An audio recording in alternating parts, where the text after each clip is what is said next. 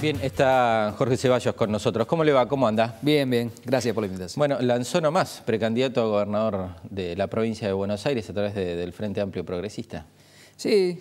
Para ofrecerle a los bonaerenses una propuesta desde este espacio, precisamente, del espacio progresista, y centralmente porque creemos que tenemos la provincia más rica y contradictoriamente la provincia con la mayor cantidad de pobres, ¿no? Asentados en el conurbano. Y hay un fenómeno también de conurbanización del interior, ¿no? Ciudades como Junín, Olavarría, Mar del Plata, Bahía Blanca tienen bolsones de pobreza ya grandes.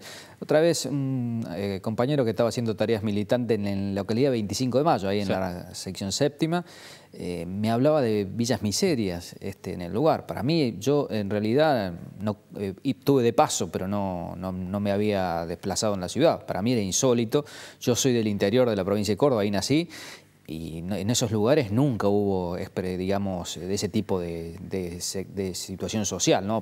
Pobres, pero no, digamos, la constitución de villas miserias. Entonces, tenemos esta situación hoy en la provincia, vinculado, por supuesto, al problema de la educación, al problema de la inseguridad, bueno, varios factores que me parece que desde el año 87 gobierna un mismo partido, como es el Partido Justicialista, que ha cambiado de gobernadores, pero siempre el mismo signo. Nos parecía bueno ofrecer una propuesta desde este lado, ¿no? ¿Y por qué se llegó? Empecemos por este tema, por la pobreza. ¿Por qué se llegó a esta situación donde el gobierno sostiene que ha logrado revertir, bajar los indicadores de pobreza, más allá de cómo se cuestionan los números oficiales? Bueno, en realidad el gobierno bajó los indicadores de pobreza vinculados al 2002 y 2003. Eso sí, y hubo una reducción importante hasta el año 2007. Ya el 2008 se vio cierto freno en la economía, pero hay un factor también en lo económico, que es que luego que se ocupó toda la capacidad ociosa de la industria, que estaba totalmente bajo en los años 2002-2003, después de la crisis, ya de cada punto de crecimiento, una vez que estaba ocupada la capacidad ociosa de la industria, cada punto de crecimiento del PBI ya no incorporaba, era más rígido, era menos elástico, la demanda de mano de obra, ¿no? Se crecía, pero ya no se pedía, no incorporaba gente al trabajo. Paralelamente se desató un proceso inflacionario que no se ha contenido hasta ahora, y después el año pasado, el 2012 y hoy ya han sido años de poco crecimiento, entonces eso ha implicado. El otro tema, la incorporación al mundo laboral en esta etapa no implica dejar de ser pobre, eso es una gran diferencia que había con los años 70 y hasta parte de los 80. Antes de tener un trabajo implicaba ser trabajador, de clase trabajadora, pero no estaban los niveles de pobreza. Hoy hay una gran cantidad de trabajadores, porcentaje muy alto, que con trabajo, ya sea en blanco, pero sobre todo los informales, no cubren la línea de la pobreza. Entonces esa es una situación que se vive, digamos, junto al deterioro de otras variables. Yo siempre sostengo que, inclusive como propuesta, de que la solución de la pobreza no es solo política de ingresos. Hace falta el trabajo como principal vía, pero además hay que tener en cuenta otros problemas. Es multidimensional el problema de la pobreza. Hay problemas, uno con el tema educativo, para mí es fundamental. Si no se mejora la calidad educativa, generamos una educación para pobre que después no tiene futuro laboral, que hay deserción, escuelas destruidas, etc. Después factores vinculados al tema de seguridad. Por ejemplo, hay una encuesta que se realizó ahí en la gente de la Universidad Católica, que, por ejemplo, con el tema de la seguridad, los patrullajes se concentraron más en los sectores medios y medios altos, y se desprotegieron los sectores más humildes. Con el tema de la salud, la gente, o de la basura, por ejemplo, para los sectores medios cotidianos, que todos los días tengamos el servicio de recolección de residuos. No nos parece que podría ser de otra forma, pero ahí los sectores más humildes, por ejemplo, no pasa la recolección de residuos todos los días, sino que pasa 1 o 2 veces por semana a veces, y lo tienen que dejar inclusive en un lugar común, digamos, porque no lo tienen en su casa, que se constituyen en basurales a cielo abierto. Todos esos factores, la salud, la educación, la seguridad y la falta de ingreso, es lo que ha deteriorado todo el sistema social y hace una pobreza distinta a la que conocíamos hace 20 años, digamos, ¿no? Ahora, habló de la educación, los problemas que tienen las escuelas de la provincia, el sistema educativo, pero ahora salió que no hay más aplazos. ¿Tiene una mirada al respecto? Digo, en medio de tantos problemas salió este tema. ¿Llamó la atención? Mira, a mí no me llama la atención porque hay una política tendiente a maquillar las cifras de la educación, ¿no? Yo fui docente, mi señora es docente, profesora de historia, y conozco el tema también. Este fin de semana vamos a hacer en la Facultad de Ciencia Económica un foro educativo tratando la situación especial del sector medio, del nivel educativo del sector medio. Y conozco, por ejemplo, de que hay presiones sobre los docentes de parte de los inspectores respecto a que aprueben. O sea, una indicación que siempre aprobá. Se han generado innumerables cantidades de turnos durante el año para que se sigan rindiendo. Digamos, antes nosotros rendíamos en febrero y en diciembre y alguna vez en julio, esos eran los 3 turnos. Ahora hay como 6 turnos durante el año. La excusa es que estigmatiza al chico el aplazo. Eso... ¿Usted tiene experiencia, ha sido docente, su mujer, o le ponen un 2, un 3, un 1 a un chico, queda estigmatizado? No, eso no es así, eso no es esencialmente el problema. Uno puede discutir si le va, digamos, porque el aplazo ahora se es con 4, 5 y 6. ¿Cuánto va a tardar en ser estigmatizante el 4, 5 y 6? Claro.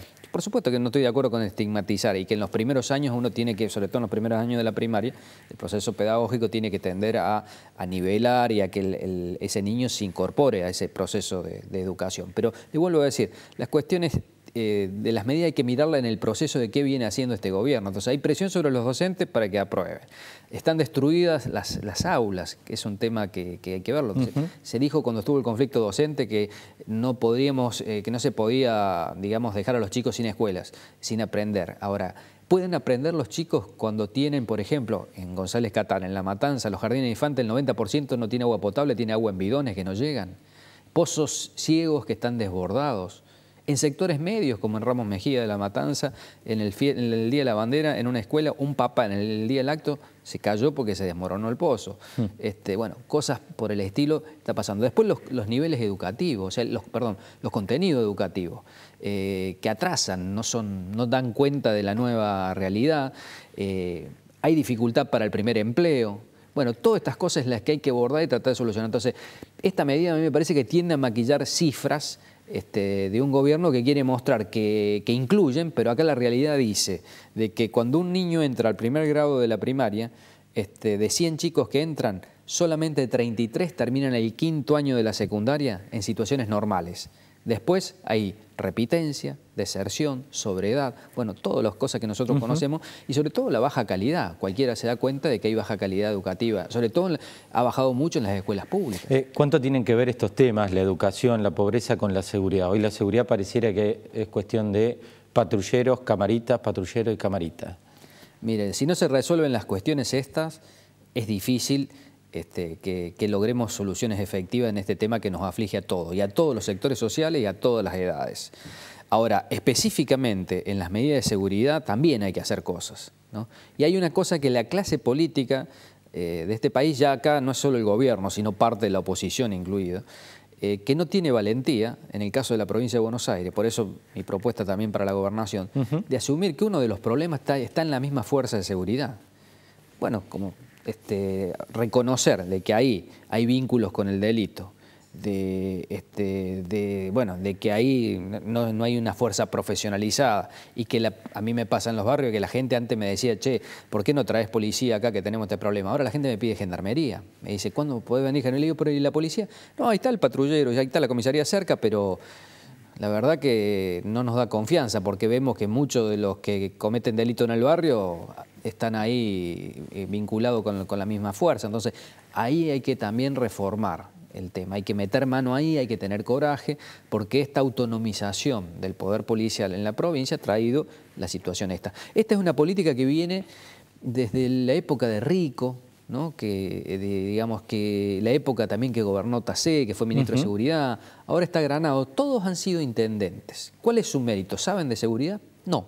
Los pusieron ahí porque en realidad cuando en sus intendencias negociaron bien con la policía. Entonces los ponen ahí para negociar a nivel provincial. Pero el camino del negocio, de repartirse los negocios, no es la solución del problema de seguridad, porque hoy, sobre todo con el flagelo de la droga, nos lleva a esta situación y acá está por encima de las ideologías, está por encima de los partidos, hay que construir una política de Estado, hay que trabajar sobre el acuerdo de seguridad democrática y resolver este tema, porque sin este problema podemos tener bonanza económica, progreso personal, pero si uno no puede salir a la calle, estamos complicados. Ahora, Ceballos, usted hace una descripción interesante de los problemas que tiene hoy la provincia de Buenos Aires.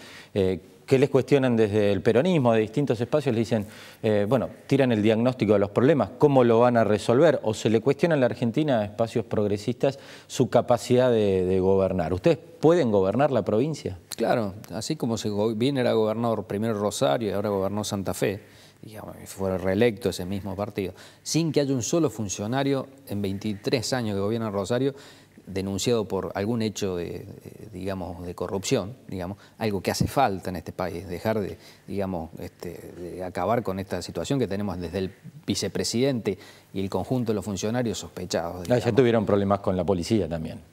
Claro, en Santa Fe. Claro que hay problemas con la policía, por eso hay que esa es la experiencia que ahí no hay que conceder, digamos, porque es una policía formateada del año 83 hasta el 2007 que gobernó, que empezó a gobernar ahí nuestra propuesta del Frente y el Socialismo, formateada, digamos, en los negocios con el Partido Justicialista en esos lugares. Entonces, ahí hay que empezar a cambiar. Y acá no hay que hacer promesas de cambio de un día para el otro, pero yo digo, en seguridad, no estoy diciendo recién, acabo de decir una propuesta. Uno de los temas es abordar el problema que hay con la policía. Hay que tener coraje porque después viene el vuelto. Claro. O sea, digamos, te mandan el vuelto. En Santa Fe están tirando el vuelto. Digamos, te contestan de allá porque sectores del poder. Entonces, pero si no tenemos coraje los dirigentes políticos, bueno, dediquémonos a otra cosa, dediquémonos a la actividad privada, bueno, a otras cosas, y dejémosle, digamos, si uno asume la responsabilidad pública, tiene que tener este coraje de enfrentar ese tema. Entonces, en esto nosotros podemos hacerlo. Los mejores salarios de los sectores docentes del país se pagan en la provincia de Santa Fe. El 82% móvil a los jubilados se le paga, a los jubilados de la provincia de Santa Fe se les paga allí. Entonces, son cosas que nosotros decimos que hemos hecho y que se pueden hacer.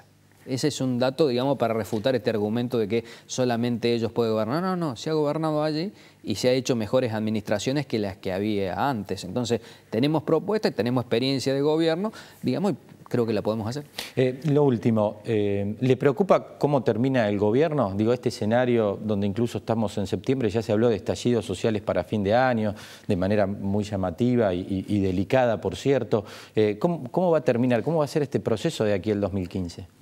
Me preocupa sobre todo en cómo le puede afectar a la sociedad. Me preocupa cómo se ha disparado el dólar, cómo se sigue disparando la inflación.